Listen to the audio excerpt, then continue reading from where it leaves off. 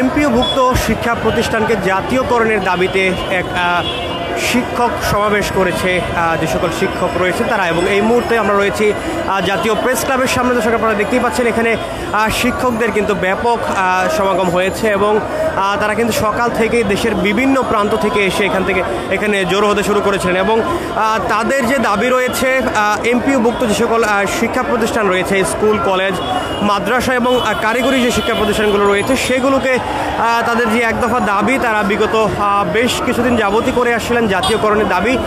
সেই দাবিতেই তারা কিন্তু আজকের এই শিক্ষক সমাবেশ আয়োজন করেছেন এবং এতে কিন্তু অংশগ্রহণ করেছেন দেশের বিভিন্ন প্রান্ত থেকে আসা শিক্ষকরা। এবং এই আয়োজনটি করেছে এমপিওভুক্ত শিক্ষা জাতীয়করণ প্রত্যাশী জোটের ব্যানারে। এবং এই শিক্ষক সমাবেশ থেকে তারা যে বিষয়টি বলছিলেন তাদের যে এক দফা দাবি, সেই এক দফা দাবি আদায়ের লক্ষ্যে তারা কিন্তু সচিবালয় অভিমুখে পদযাত্রা করবেন এবং সেই হুঁশিয়ারিটি তারা করেছেন। দর্শক আপনাদের যদি জানিয়ে রাখি, শিক্ষকদের এই সমাবেশে তারা যেমনটি জানিয়েছেন,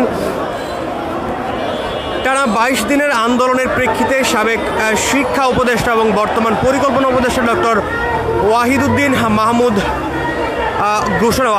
মাহমুদের যে ঘোষণা অনুযায়ী সরকারি নিয়মে বাড়ি ভাড়া, মেডিকেল ভাতা, শতভাগ শিক্ষা যে উৎসব ভাতা এবং